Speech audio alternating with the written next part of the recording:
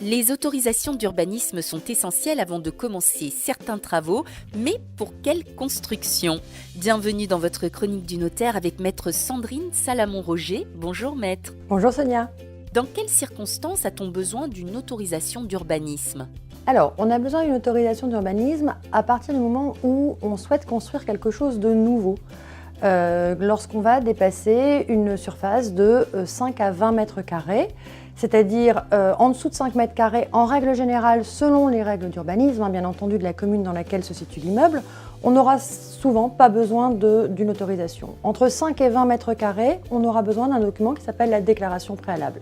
Au-dessus de 20 mètres carrés, le permis de construire sera très souvent nécessaire. Il y a également des autorisations d'urbanisme qui sont nécessaires sur des travaux qui concernent des biens existants. C'est-à-dire, on va vouloir agrandir une maison, faire une véranda, on va vouloir construire un garage. Et là, ces déclarations ou permis de construire seront également nécessaires, toujours avec, en règle générale, ces surfaces de 5 à 20 mètres carrés. Quelles sont les démarches à effectuer? La première chose à faire, c'est de se rendre en mairie pour déterminer le zonage dans lequel se trouve l'immeuble. Certaines zones sont constructibles, d'autres ne le sont pas, et on peut parfois être surpris de retrouver au bout de son jardin une zone agricole sur laquelle on ne pourra pas construire. Une fois que le zonage a été déterminé, on va aller chercher les documents à remplir pour la mairie. Il s'agit de documents que l'on va pouvoir trouver soit en mairie, soit sur internet, service.gouv.fr, et qui vont nous permettre de déposer un dossier complet en mairie.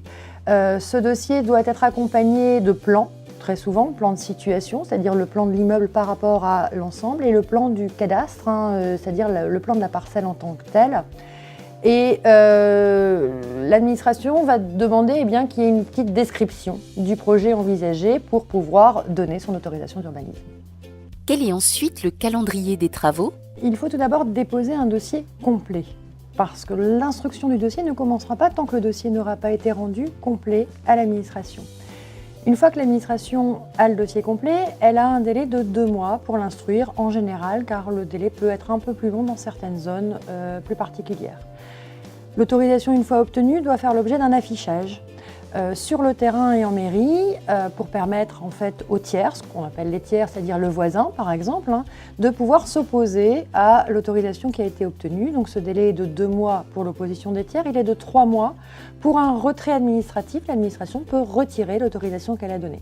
Ce qui fait qu'à partir de 3 mois, à compter de l'affichage, on va pouvoir commencer les travaux réellement. On a un délai de 2 ans et la chose à laquelle ne pense pas l'administré, c'est une fois que les travaux sont terminés, d'aller déclarer cet achèvement en mairie pour avoir ce qu'on appelle un certificat de conformité qui indique que les travaux sont bien conformes à l'autorisation qui a été donnée. Et donc, une fois que toutes ces autorisations auront été données, la prochaine autorisation qui sera demandée n'aura aucun souci. C'est le risque si on ne demande pas d'autorisation d'urbanisme, c'est que le jour où on en demande une, elle soit refusée parce que les travaux ont été construits, on va dire, illégalement. Obtenir son autorisation d'urbanisme est obligatoire. Mieux vaut s'entourer des conseils d'un notaire.